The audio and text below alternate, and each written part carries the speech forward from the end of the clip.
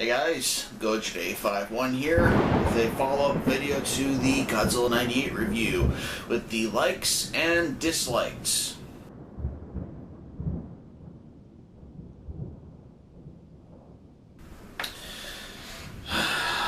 Well, this movie is followed and it's also reviled. I, however, am on the fence.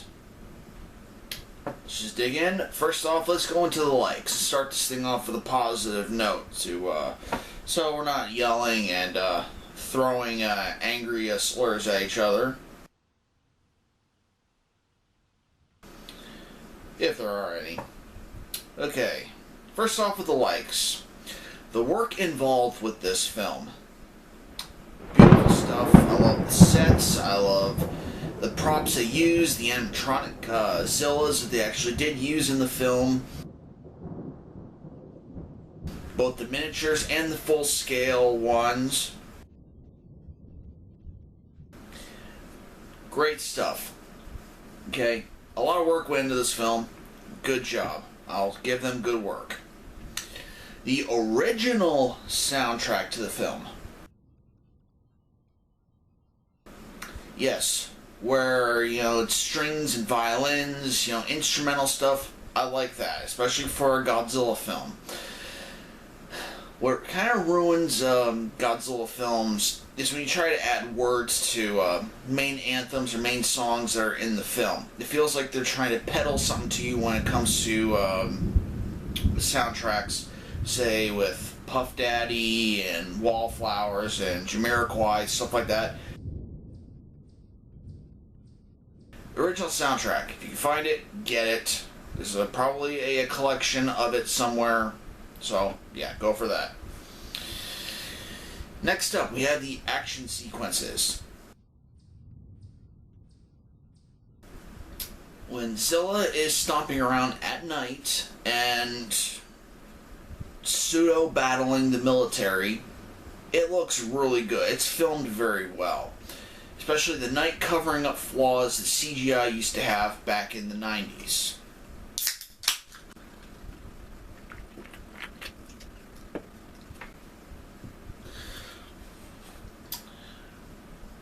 And the running sequences when Zilla is running around avoiding attacks. But mainly one of the cool scenes from the film is when Zilla runs up and he wraps his arms around this one building and roars loud into the sky. Really cool. And of course we can't forget the scene where Zilla, takes down the three attacking helicopters by, outmaneuvering them. Good stuff. Okay. The location. For some reason, New York City is always great for giant monsters to battle in or have, confrontations. Best example is King Kong. Another good example is the upcoming Cloverfield film, which is a sequel to the original Cloverfield film, and that movie, with all the flaws it did have, let's not kid ourselves, it did have some flaws, it was still really cool to see Clover, or whatever it's called, stomping around and roaring and doing its thing. So, location, great. The roar. They took the classic Godzilla roar and they, spiced it up a little bit. Good stuff. I like the roar. Okay. The partial design of Zilla. Now, looking at, different trading cards and different ideas that they had for Zilla, they're going for like an H.R. Geiger look to him to make him kind of look like almost alien, like an alien from the movie Alien or Aliens.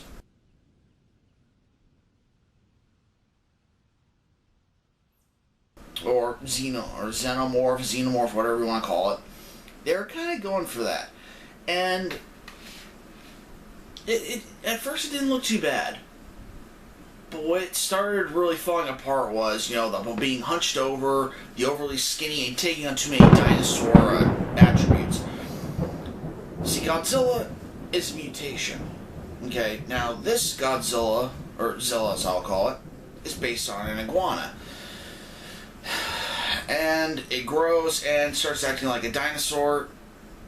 Kind of leaves more to be desired, or different things to be expected. Because when Godzilla was a dinosaur back then and he became upright, it made more sense in evolution for him to stand more upright. When in this, it seems to have de-evolved Zilla, which, okay. Last and not least, the title of the film. If it was called anything else besides Godzilla, this film would have been pretty darn good. Say we gave it a new name. Let's just call it Zilla. An idea of Godzilla, but not quite Godzilla. That would have put butts in seats, and it wouldn't have been compared to Godzilla.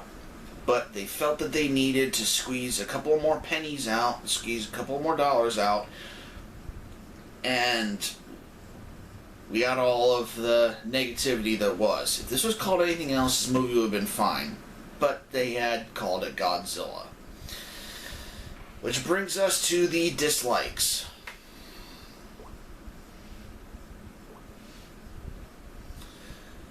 The film is called Godzilla.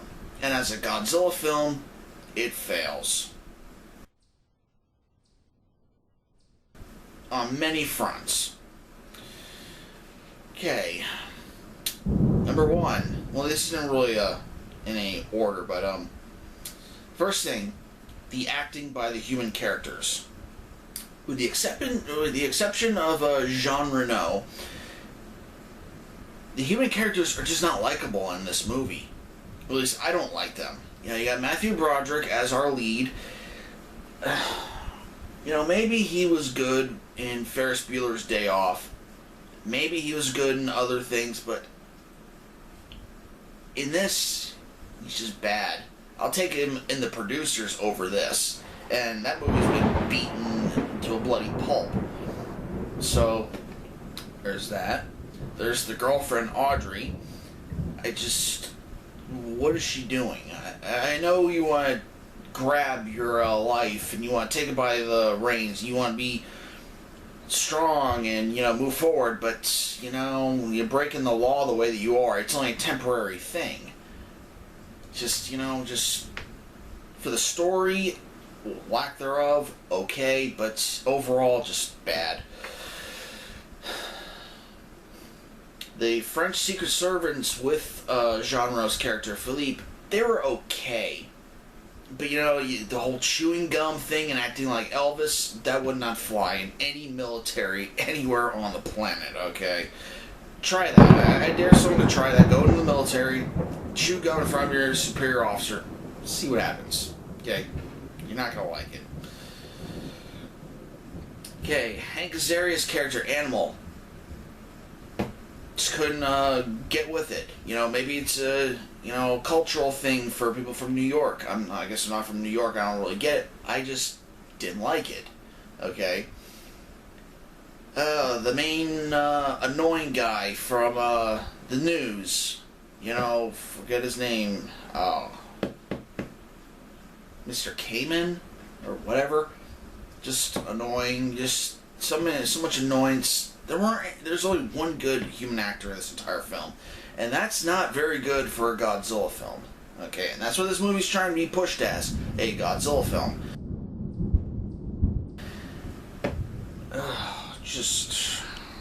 Alright, I've beaten that horse. The CGI. Now, I did say earlier in the review that CGI at night looked great, and Zilla looked realistic at night. However, the first time we see Zilla during the day, it looks awful. Okay. It's hard to describe. It feels like they should have gone over it a few more times. It added more texture to it. It just feels like a big maybe I'm seeing something differently. It just looks bad during the day, in my opinion. If you liked it during the day, okay, but I just didn't like, with all the day shots. The CGI was just, didn't like it. Next up, we have Zilla's characteristics. Running from the military. Some would say this is strategy. I call it unacceptable for a Godzilla film. And the whole movie, they're calling it Godzilla. It's not acting like Godzilla. I know that this is something supposed to be on its own, but it's not acting like Godzilla, the thing that it's taking after. If this was the 54 film and they were shooting Godzilla with tanks, aircrafts, and crap like that, I'm going to be scratching him. Okay? They should have made Zilla a lot harder to kill. It hurt by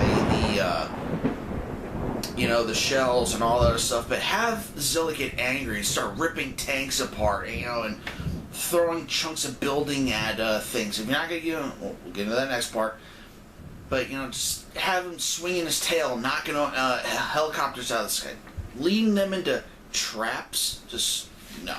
Okay, so Zilla's characters. Also, the idea of him burrowing. Now, please leave in the comments if iguanas actually do burrow. I don't remember iguanas burrowing, okay? Actually, hold that thought.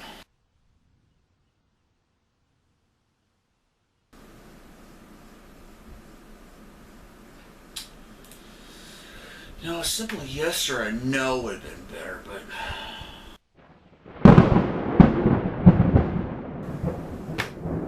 It's not saying anything about them being able to burrow. Their eggs are buried underground, but not that far, and I don't really see iguanas burrowing. I know they're fast, but, some of the characteristics just off. Human characteristics. They hire Nick Tatopoulos and this other team to go over defeating Zilla. However, one tape gets out showing that Zilla attacked other places, and immediately he's the devil, and anything and everything that he said is now completely a lie, and we shouldn't believe him at all.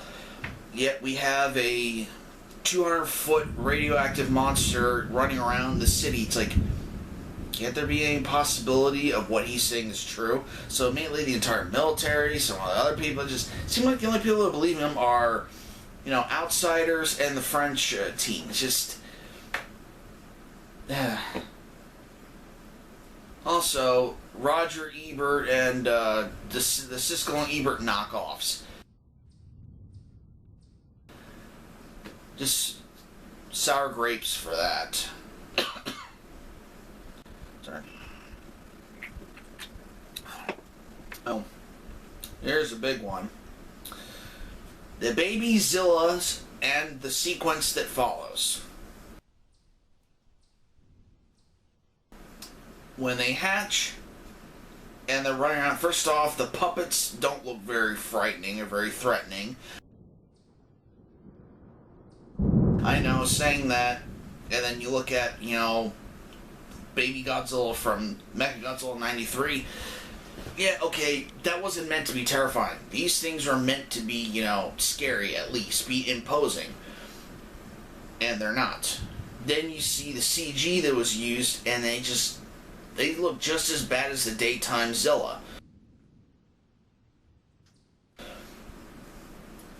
And they're running around, slipping around on candy and, basketballs, eating popcorn, just...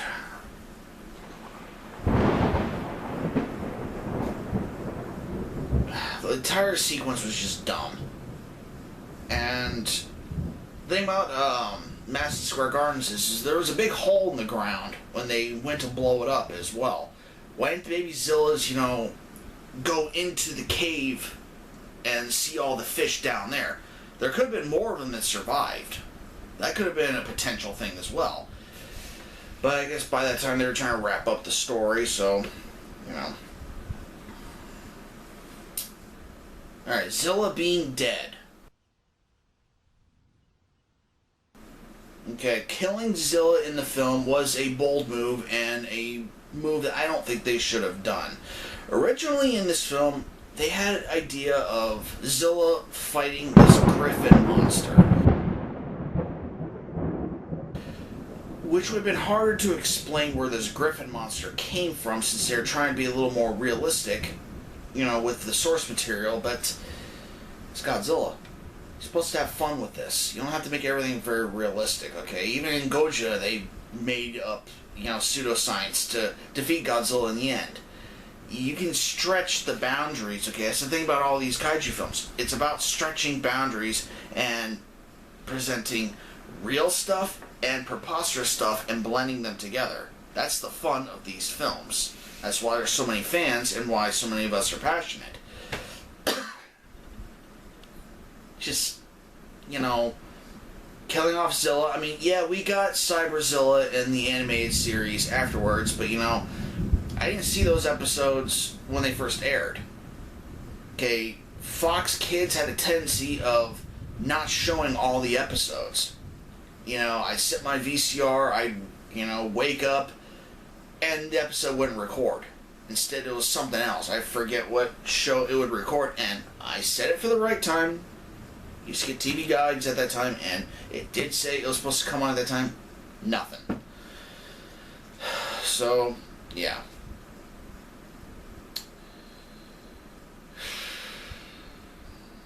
What are we doing? No atomic breath.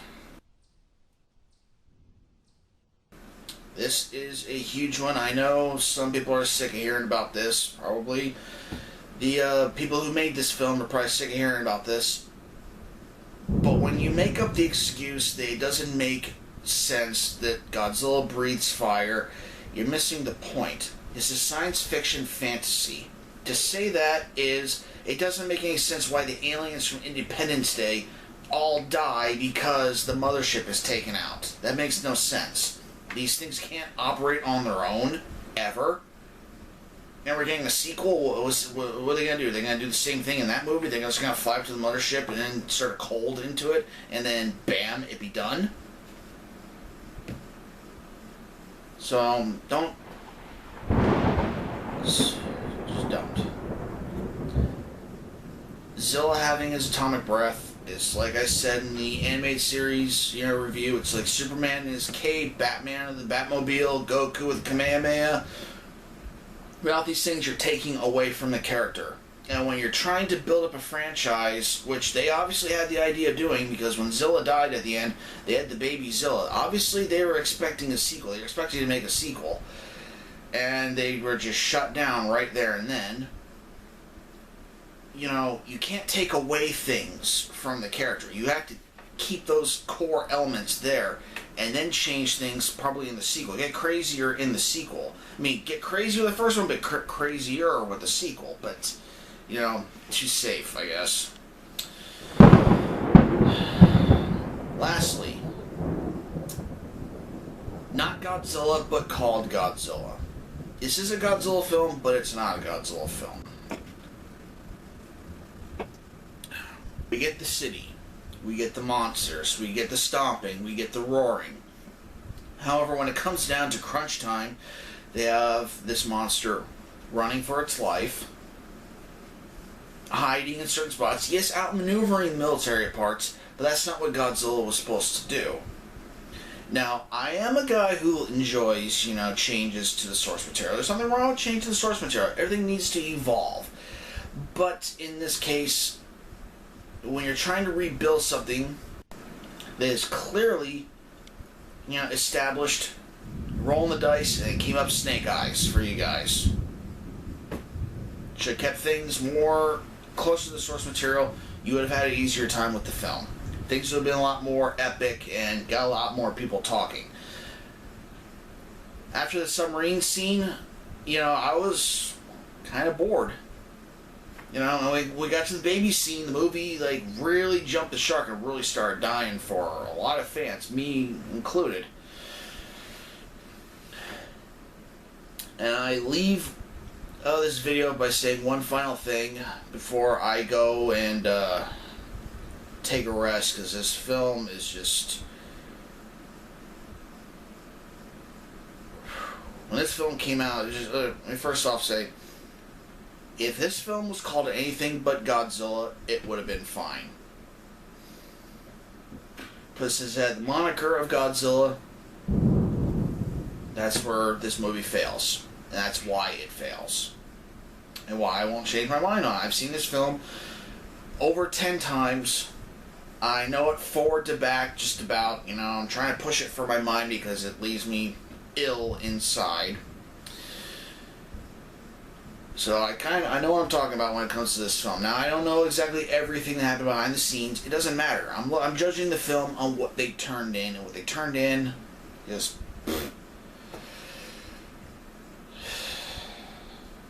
Well, guys, this is GoJude851 saying goodnight to my follow-up video to Godzilla 98. I'm going to take a rest and hopefully get some kind of change. I think we will, though. Alright, guys, y'all have a good night. Please like, comment, subscribe at the bottom.